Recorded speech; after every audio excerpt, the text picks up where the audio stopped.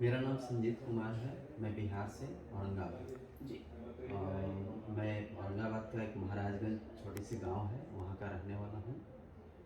मेरा पेनक्रियाज का प्रॉब्लम 2002 से शुरू हुई थी, वहाँ से सफ़र हुआ था। 2002 में नवंबर में मेरा पेनक्रियाज का पता तब लगा जब हम एडमिट हुए पटना में। पटना के एक डॉक्टर थे आलोक कुमार, उन्होंने हमको बताया कि अब तुम्हारा जो है से पेनक्रियाज का कोई प्रॉब्लम है। फिर 2002 के बाद 2004 में फिर अटैक हुआ, और अटैक के बाद फिर उन्हीं डॉक्टर के पास मैंने गया, तो उन्होंने डिक्लेयर कर दिया कि यह तुम्हारा पेनक्रियाटाइटिस बीमारी होता है। उससे पहले आप कभी पेनक्रियाटाइटिस के बारे में जानते थे? ना, नहीं जानते थे, कुछ पता नहीं था हमको कि पेनक्रियाज होता क्या है। हम लीवर तक ही जानते थे। तो उन्होंने बताया कि पेनक्रियाज में प्रॉब्लम आ गया है और ये पेनक्रियाटाइटिस हो गया है, क्रोनिक पेनक्रियाटाइटिस। तो फिर वहाँ से हमने दवाई कराई, 8 दिन बेड पे रहा। बेड पे रहने के बाद उन्होंने जो उनकी मेडिकल का ट्रीटमेंट होता है रेगुलर 8 दिन किया। करने के बाद फिर वहाँ से MR CT स्कैन करवाया और बहुत सारी जांचें जो होती हैं वो सब करवाया। इसके बाद हमने वहाँ से 10 दिन के बाद इलाज लेकर घर पे वापस आ गए। उन्होंने क्रियोन नाम का एक टैबलेट हमको 6 महीना खाने के लिए दिया। लगातार हमने 6 महीना क्रियोन खाया ही। इसके बाद 6 महीने के बाद बंद कर दिया क्रियोन। फिर 2005 में फिर अटैक हुआ। पहले जैसा ही अटैक था आपका? हाँ, इतना क्रिटिकल अटैक था कि लगता है कि जान निकल जाएगा, इतना सीवियर पेन होता है। तो मैंने फिर उन्हीं के पास गया दोबारा 2005 में। यहाँ तक कि उन्होंने कह दिया कि अभी तक तुम्हारा मतलब तुम बच ही रहे हो, उन्होंने डॉक्टर ने बोला था, जबकि ऐसा उनको नहीं बोलना चाहिए था। तो मेरे जीजा जी हैं, उनसे वो बोल दिए। फिर उसके बाद हमने घर पे आया, अटैक के बाद फिर 5 दिन 7 दिन इलाज कराया, ट्रीटमेंट किया, और इसके बाद घर पे हम वापस आ गए। फिर क्रियोन उन्होंने दिया, फिर 6 महीना क्रियोन खाया। 2005 के बाद 2006 में फिर अटैक हुआ। फिर इसी तरह का इलाज उनसे लिया। 2006 के बाद हमको 2008 में फिर अटैक हुआ। तो 2008 के बाद फिर उन डॉक्टर के पास हम उनके पास नहीं जाकर SGPGI लखनऊ में भर्ती हुए, और वहाँ पे कॉन्फ्रेंस, डॉक्टर लोग के कॉन्फ्रेंस कराया। करीब 25,000 रुपया एक दिन का चार्ज, 1 घंटे का चार्ज हमसे लिया था। केवल जो डॉक्टर्स की डॉक्टर्स कॉन्फ्रेंस आपकी केस डिस्कस करने के हाँ, लिए? केस डिस्कस करने के लिए उन्होंने हमको बोला कि हम आपका केस डिस्कस करेंगे, इसके लिए आपको 25,000 रुपया। आज से 15 साल पहले? आज से 15 साल पहले, 2008 की बात है। हमने डिस्कस कराई, तो अंतिम में उन्होंने बोला कि ऐसा है कि आप जो है से एक जेनेटिक टेस्ट कराओ, ब्लड से, जेनेटिक टेस्ट। तो मैंने पूछा कि इस टेस्ट कराने से हमको फ़ायदा क्या होगा, हमारा क्या इलाज संभव हो जाएगा? तो उन्होंने बोला कि ऐसा नहीं है, ये पता सिर्फ लग जाएगा हम लोग को कि आपका जेनेटिक प्रॉब्लम जो है ये जेनेटिक से आ रहा है, माने जेनेटिक प्रॉब्लम है। तो मैंने बोला कि इसे तो मेरा इलाज से तो कोई संबंध नहीं रखता है, ये तो जानकारी आप लोग को होगा। तो उन्होंने बोला कि इसे अच्छा है, कराना है तो कराए, नहीं तो कोई ज़रूरत नहीं है। तो 8 दिन हम भर्ती SGPGI लखनऊ के बाद फिर उन्होंने भी यही क्रियोन और ये दवाई वगैरह दे के हमको वहाँ से छोड़ दिए। फिर 2008 के बाद हमको 9 में लगातार 2 बार हो गया। अच्छा, ऐसा था कि ये जो हमारी प्रॉब्लम था 2002, 4, 6, 5, 6, 7, 8 तक लगातार एक ही मंथ में होता था, नवंबर माह। अब इससे होता क्या था कि हम शक में हो जाते थे कि ऐसा है कि ठंड के मौसम में होता है बार बार, कहीं ठंड, मेरे लिए ठंड एलर्जी है क्या, इसके वजह से ऐसा तो नहीं हो रहा है। तो फिर हम इस पर बहुत सारे डॉक्टर से रिसर्च भी करवाए, बात भी किए, तो उन्होंने बोला कि ऐसा कुछ नहीं है, ये जब भी है आते रहेगा। तो 2009 के बाद हमको 6 महीना पर फिर अटैक आने लगा। तो 2010 के बाद हमने राजस्थान में किसी ने बताया कि चल जाओ वहाँ दिखाओ, शायद वहाँ पे इलाज संभव है। वहाँ पे भी गया हमने, तो वहाँ पे भी इसी तरह का जो पहले से ट्रीटमेंट चलता था वही ट्रीटमेंट करके फिर हमको वापस कर दिया गया। 2010 में हमने विचार बनाया और लोग आसपास के लोग बोला कि आप सीएमसी भेलौर जाओ। सीएमसी बस। सीएमसी भेलौर। जब तक आप अपने यहाँ पे जब भी आप भर्ती होते थे, हाँ। तो किस टाइप का ट्रीटमेंट रहता था आपका? ट्रीटमेंट मतलब डायरेक्ट मुंह से पानी लेना बंद, स्लाइन दोनों हाथ में लगाना प्रारंभ, उनका हाई एंटीबायोटिक डोज सुबह शाम, इसके साथ ट्रेमाडोल, दर्द बहुत ज़्यादा होता था। अभी कभी कभी तो ऐसा हुआ था कि ट्रेमाडोल भी हमको काम करना बंद कर दिया था, इतना सीवियर पेन हुआ था कि ट्रेमाडोल भी हमको काम करना बंद कर दिया था। तो उसके लिए हमको सुलाने के लिए फोर्टविन और साथ में फेलार्गन मिला के एक साथ पुश करके दिया जाता था कि ये सो जाए। तो करीब करीब 24 घंटा सोए रहते थे। बहुत मैंने अपनी ज़िंदगी से मतलब हताश हो चुके थे, इतना हताश हो चुके थे कि मतलब अब हमको दिमाग ही काम नहीं कर रहा था कि हम करें तो क्या करें। इसी बीच फिर आसपास के लोग जो है से हमको बताया कि ऐसा करो तुम भेलौर जाओ, सीएमसी भेलौर। तो मैंने सीएमसी भेलौर गया, लगातार 1.5 महीना हम और हमारी पत्नी दोनों साथ में रहे और ये हमारे साथ हमेशा रहती है 2002 से लेकर कभी भी, क्योंकि इसको इसलिए ले जाना पड़ता है कि कब हमको अटैक ऐसा हुआ है कि कभी कभी सफ़र में भी अटैक हुआ है, हमको सफ़र में भी अटैक हुआ है। तो डायरेक्ट फिर वहाँ पर देखते हैं कि कौन सा मेडिकल कॉलेज है, वहाँ पर मेडिकल कॉलेज में भी भर्ती बहुत बार हुए। एक बार तो कलकत्ता में गए थे घूमने हम लोग दोनों और कलकत्ता में रात में ही पेन शुरू हो गया, तो कलकत्ता मेडिकल कॉलेज में कोई टाइमिंग नहीं है कि कब क्या हो जाए कोई पता नहीं था। तो कलकत्ता मेडिकल कॉलेज में भर्ती हुए। एक बार हम राजस्थान घूमने आए थे, जयपुर घूमने आए थे, जयपुर में ही अटैक कर गया। घूमने भी जाते थे तब भी अटैक? हाँ, डर रहता था, एक डर रहता था कि कब हमको बहुत मैंने कंडीशन मेरा बहुत मैंने खराब रहता था, सारी इच्छाएं खत्म हो चुकी। सीएमसी भेल्लोर जब आप गए वहाँ पे कोई सॉल्यूशन मिला आपको? सीएमसी भेल्लोर जब गए तो उन्होंने बोला कि ट्रीटमेंट कराया, सारा रिपोर्ट्स जो हुआ हमारा संजोग देखिए 2002 से लेके 2012 तक मैंने जब सीएमसी भेल्लोर तक गया तो मेरे पास चिट्ठा है, इतना चिट्ठा है, मतलब आपके पास उतना फाइल नहीं है जितने पास मेरे पास रिपोर्ट है। इतना रिपोर्ट हमने अपने शरीर को कराया है लगभग 2002 से लेकर अभी तक का, मतलब करीब करीब हमारे पास रिपोर्ट का अगर कैलकुलेशन करने लगे पैसा का तो कम से कम 30 से 40 लाख रुपया का रिपोर्ट का मेरे पास कैलकुलेशन हो जाएगा, सिर्फ रिपोर्ट का। मेडिसिन छोड़ दीजिए और ट्रीटमेंट छोड़ दीजिए, कितना लगभग हमको एक ट्रीटमेंट में जब भी हम भर्ती होते थे तो 2002 में सबसे पहले 1 लाख रुपया हमको खर्चाया था सबसे पहले, फिर दूसरे बार भी 1 लाख रुपया, मतलब जब भी हमको पेन हुआ तो 1 से 1.5 लाख रुपया ट्रीटमेंट में खर्च आता था। और अभी तक मतलब गिने तो उतना नहीं है लेकिन बहुत हुआ है हमको, मतलब सीवियर पेन और ट्रीटमेंट होते रहे हैं।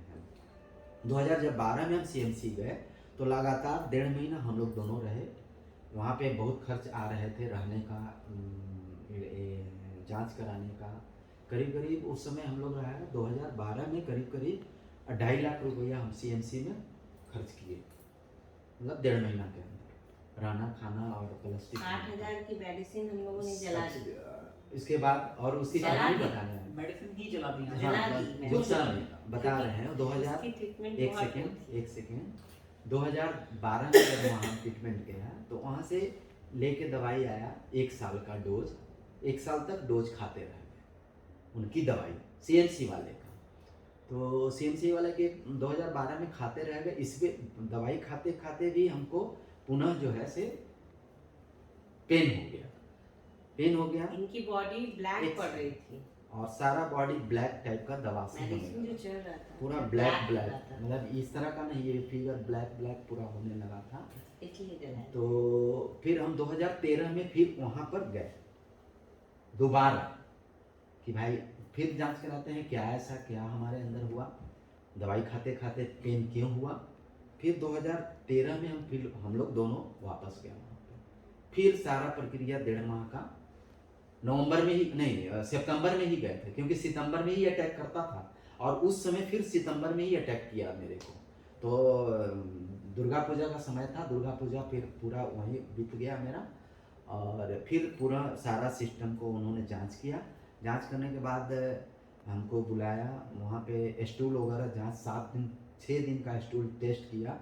हमको मलाई खिलाकर, घी खिलाकर, पूरा रेगुलर घी खिलाते थे, बटर को खिलाते थे और बटर खिलाकर फिर हमको से 7 दिन का 6 दिन का स्टूल को रखा उन्होंने कैप में और स्टूल को फिर टेस्ट कराया। स्टूल टेस्ट कराने के बाद फिर 6 दिन के बाद हम लोग दोनों को आपस में एक अलग से चेंबर में वहाँ का कॉन्फ्रेंस मीटिंग में बुलाया गया था। डॉक्टर एस माथन थे जो गैस्ट्रोलॉजिस्ट के डीएम पोस्ट पर थे वहाँ। DM gastrologist. तो उन्होंने हमको संतावना के लिए ले गया और जो पेनक्रियाज के उनके पास पेशेंट थे भर्ती वाले, तो उन लोगों को दिखा रहे थे कि देखो 10 साल का है, 12 साल का है, 21 साल का है, 7 साल का है, ये सब पेनक्रियाज के रोगी हैं। और तुम्हारा कितना उम्र हुआ? तो मैंने बताया कि 35 साल हो गया मेरा, तो अब तुम जिंदगी जी लिए। उन्होंने बोला था हमको, बहुत मतलब आज भी आंसू आ जाता है उस वर्षन को सुनकर। उन्होंने बोला कि अब तुम जिंदगी बहुत जी लिए। और मैं और ये बहुत वहाँ से निकलकर आंसू बहने लगा वहाँ पे, आपको बता नहीं सकते हैं। मतलब आज भी हमको ये दिल से आंसू निकलता है। और फिर उसके बाद वहाँ से हमने चल दिया और करीब 60,000 रुपये का उन्होंने मेडिसिन दी हमको। मेडिसिन लाया, मेडिसिन खाने लगे। खाते खाते 2 महीना मेडिसिन खाए थे हमने और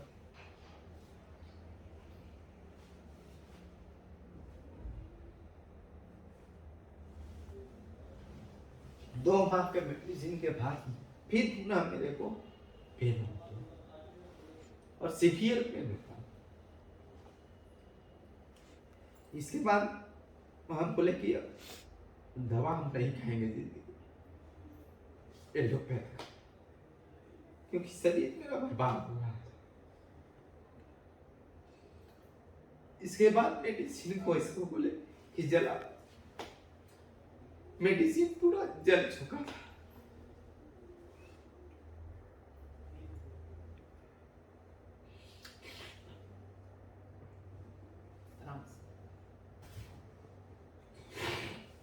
आपको फिर यहाँ का कैसे पता लगा? 2019 में फिर हमने दवाई छोड़ दिया, एलोपैथ को लेना।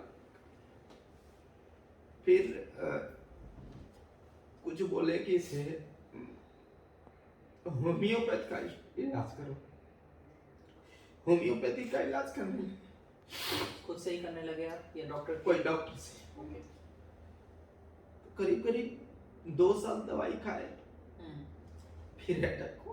फिर से होम्योपैथी के साथ भी आपको अटैक होता रहा। 2021 में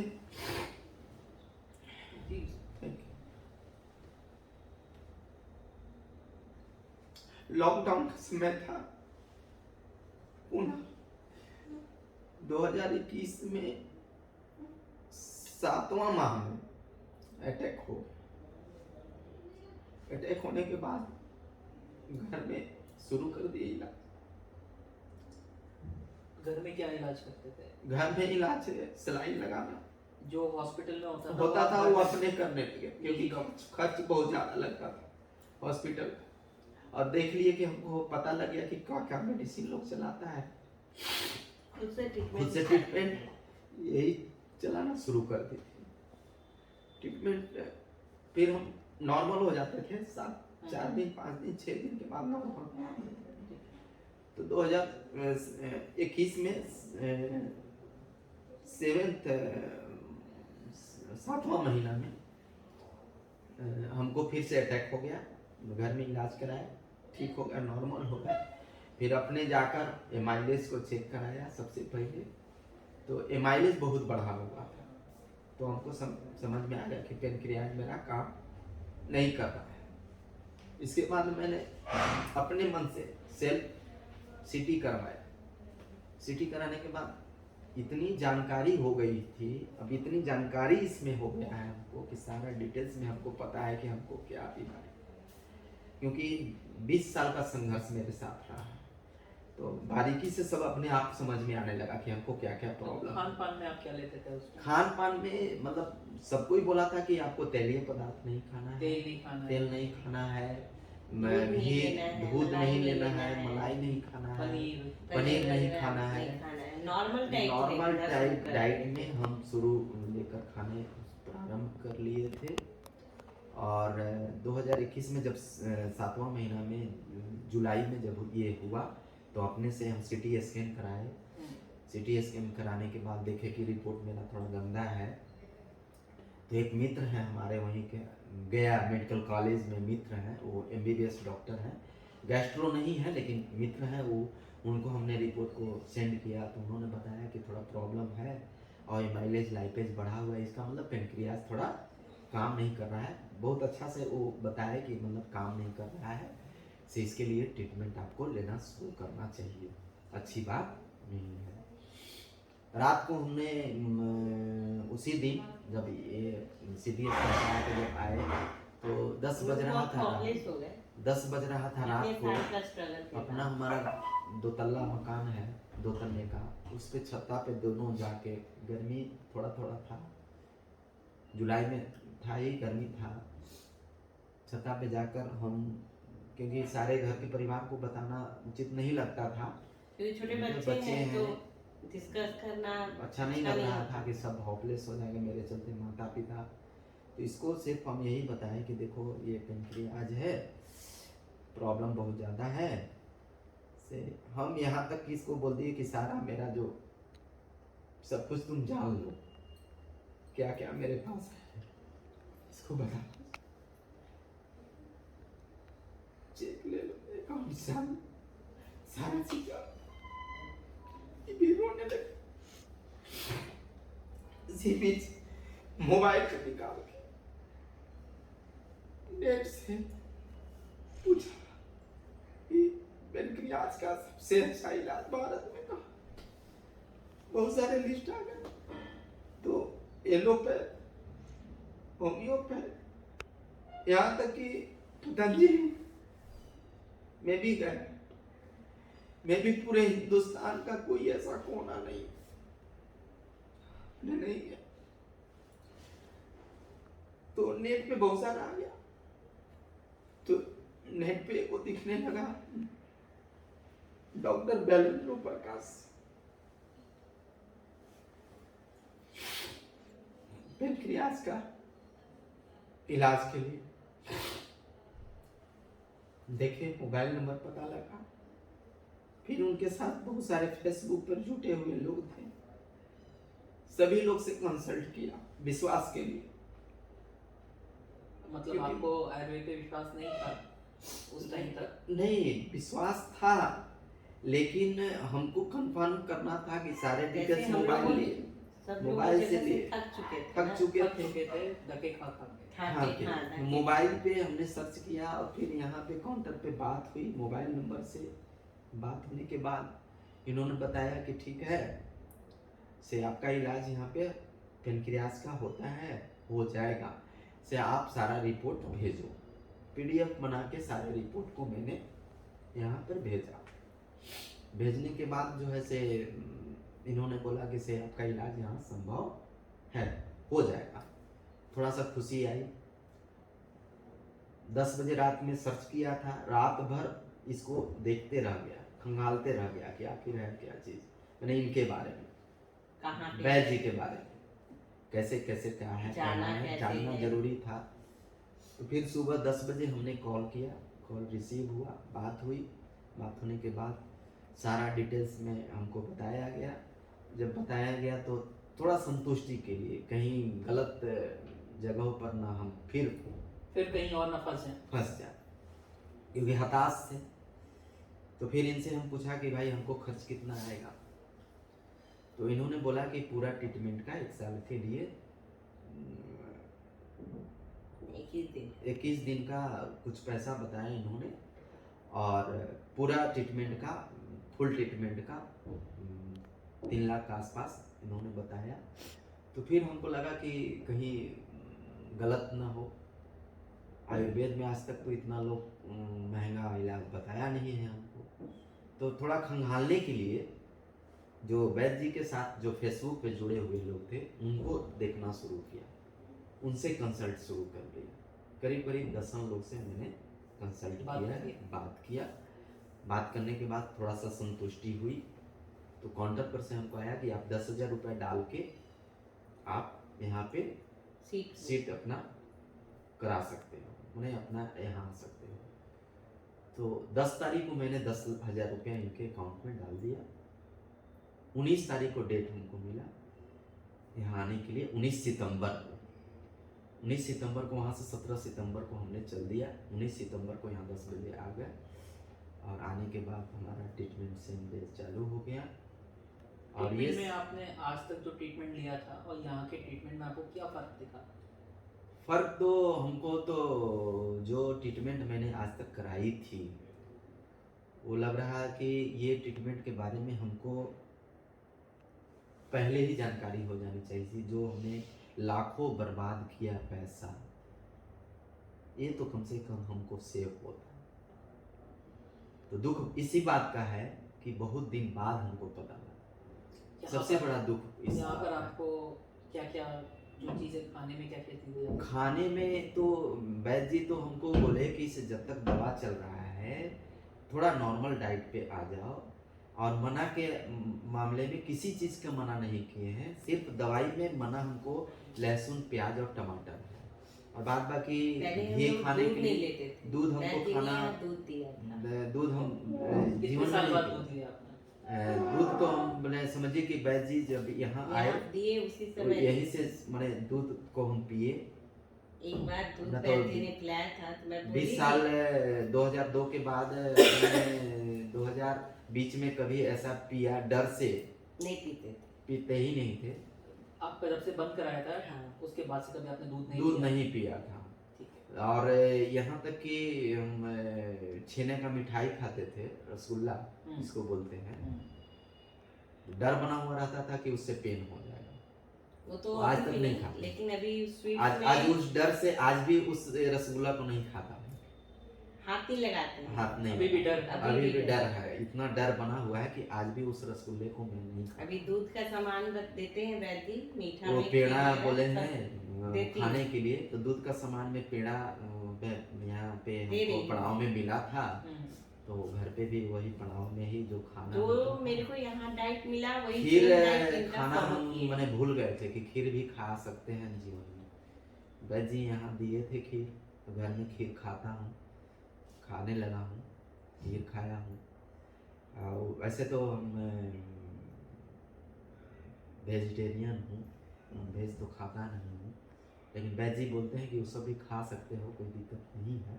लेकिन अब हम खाते ही नहीं हैं तो कोई ज़रूरी नहीं समझते हैं। और अब रह गई बात कि 1 साल यही नवंबर में मेरा सितंबर में 19 सितंबर को हमारी 1 साल हो गई। 1 साल हो गई। रिपोर्ट आपके सामने है, और हम रिपोर्ट को क्लिफाई करने के लिए जहाँ पर हम MRI-CT कराते थे वहीं पे लगातार कराते भी हैं, आज भी करा है। लेकिन उस वहाँ पे डॉक्टर से थोड़ा सा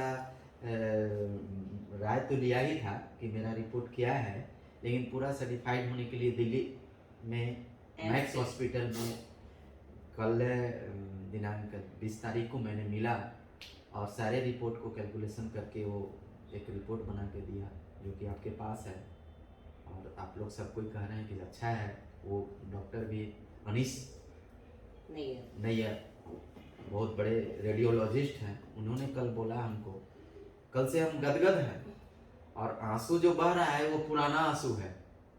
मतलब जो हमारा मतलब क्या बोलते हैं, जो जीवन जो मैंने 20 साल का जो गुजारा है, थक चुके थे हम, हार चुके थे, अब जिंदगी से मतलब हार चुके थे।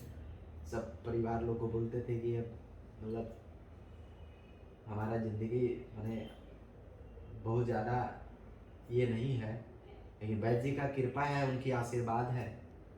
अभी आपका जो रिपोर्ट कंपेयर कराई है आपने मैक्स में, हाँ, क्या उसमें चेंजेस आए? चेंजेस उन्होंने बोला जो पेनक्रियाज जो मेरा सूख चुका था, सूखने के कगार पर था, वो अब इम्प्रूव होने के कगार पर है। मतलब उन्होंने कल बोला कि जो हेड पेनक्रियाज, कल हमको और बताया वो डिटेल्स में कि पेनक्रियाज का 3 भाग होता है, हेड, टेल और अंदर का डक्ट। तो डक्ट से जो इंसुलिन निकलता है वो तो ब्लड से जांच से पता लगता है, एमाइलेज लाइपेज हो गया, उससे वो पता लगता है, जो कि आपका रिपोर्ट तत्काल कल ही मैंने कराया 20 तारीख को। वो रिपोर्ट में एमाइलेज लाइपेज सारा रिपोर्ट लगभग मेरा नॉर्मल है, एक विटामिन डी की कमी है बस। तो विटामिन डी की तो उन्होंने भी बोला कि विटामिन डी कमी है, वो उतार चढ़ाव लाइफ में नॉर्मल आदमी को भी होते रहता है, उससे घबराने की ज़रूरत नहीं है, वो बोले अनिश जैन ने। तो वो बोले कि से बाद बाकी आपका रिपोर्ट बहुत बढ़िया है, अब जाके वैद्य से आप मिलो। उन्होंने बोला अगर मेडिसिन देते हैं कि नहीं देते हैं अब उनकी क्या है, उनका लॉजिक क्या है वो जाने, हम तो इसमें नहीं बता सकते थे। लेकिन वो ये आश्चर्यचकित हैं वो कि पेनक्रियाज में भी इम्प्रूव हो सकता है। मैक्स में जो डॉक्टर है वो रेडियोलॉजिस्ट हैं, वो बहुत जाने माने रेडियोलॉजिस्ट हैं, भारत में उनका बहुत अच्छा स्थान है। यहाँ तक कि अमेरिका में इनको 7 लाख का पर मंथ का पैकेज पे ले जाने के लिए कम से कम 10 बार ऑफर दिया, लेकिन वो भारत से कंसल्ट हैं, केरल के हैं, उनका केरल के ही डॉक्टर हैं, तो ये नहीं जाना चाहते हैं भारत छोड़ के। मैक्स वाले इनको पैसा उनका देने के लिए कहा कि भाई हम जितना वो दे रहे हैं उतना हम आपको देंगे, आप नहीं जाओ। ये अच्छे डॉक्टर हैं, रेडियोलॉजिस्ट में जाने माने डॉक्टर हैं। उन्होंने कल बोला तो हमारा मन गदगद हुआ, और ये जानकर बहुत मतलब खुशी हो रही है कि मेरे लिए आज से 10 साल 15 साल पहले इनका पता क्यों नहीं मिला।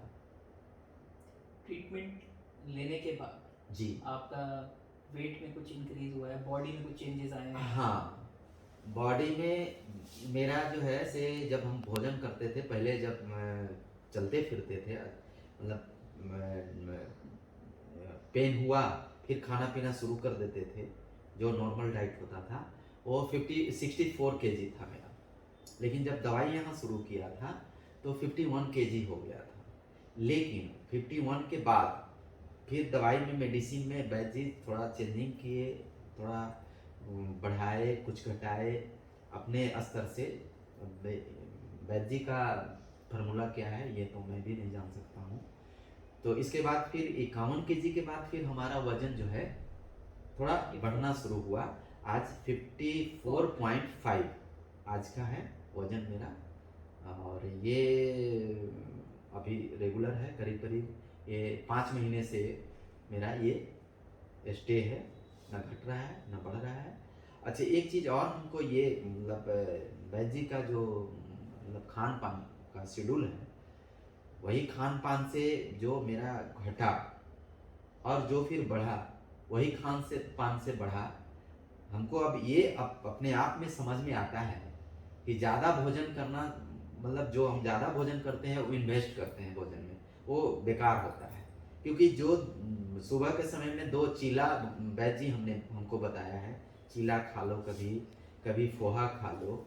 आज वही 1 साल से हमने चीला, पोहा, दही और एक मात्र कोई एक फल खाने के लिए हमको बोले हैं, 11 बजे फल खाते हैं, वही खाना आज हम 1 साल से खा रहे हैं।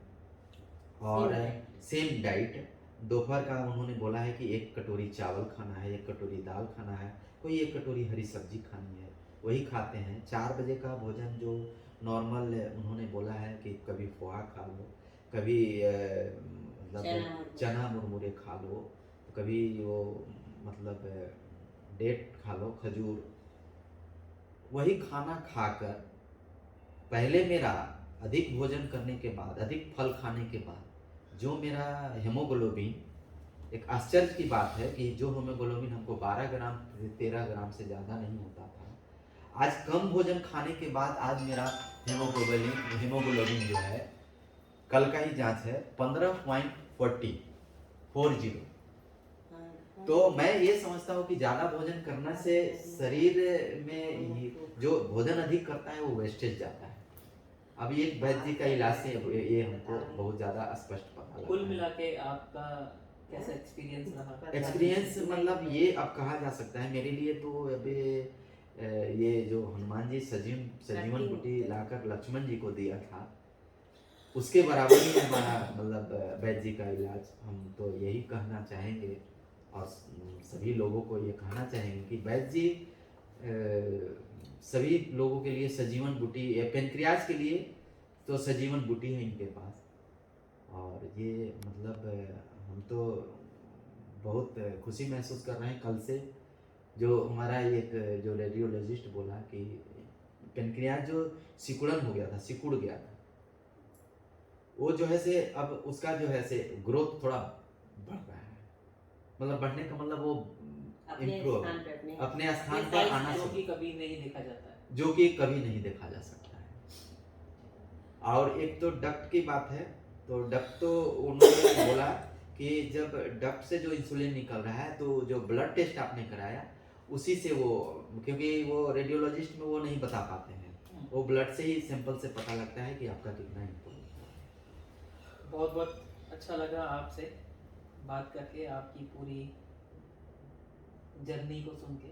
जी मैं उम्मीद करता हूँ आप जैसे जो लोग परेशान हैं दुनिया में जी उनको एक सही राह दिखेगी और इस बीमारी से निजात पाएंगे। धन्यवाद।